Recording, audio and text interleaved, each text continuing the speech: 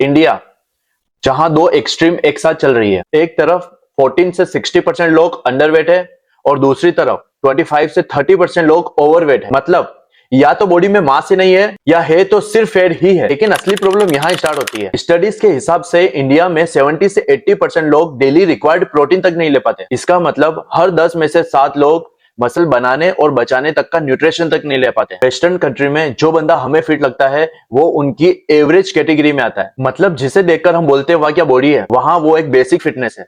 आज का Indian youth gym join करता है, इंस्टाग्राम पे रील स्क्रॉल करता है, प्रोटीन के अलग अलग नाम सुनता है, देखता है, लेकिन ग्राउंड रियलिटी पता है, diet weak, lifestyle weak, knowledge half. इसलिए इंडिया में 90% लोग या तो स्किनी फैट से जूझ रहे हैं या फेक बल्की बॉडी से। इंडियन अनहेल्दी इसलिए नहीं है क्योंकि वो ट्राई नहीं कर रहे हैं, इंडिया अनहेल्दी इसलिए है क्योंकि वो गलत डायरेक्शन में जा रहा है।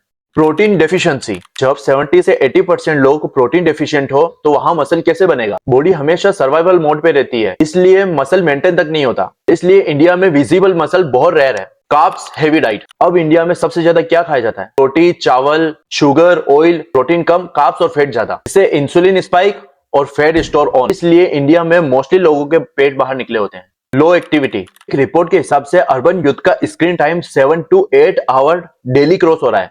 Movement zero, metabolism slow, hidden hormone drop, sleep cycle खराब, सनलाइट बहुत कम, जिससे testosterone down, energy down, recovery zero. मतलब कि हम जिम में फाइट कर रहे हैं लेकिन बॉडी ऑलरेडी हार चुकी है।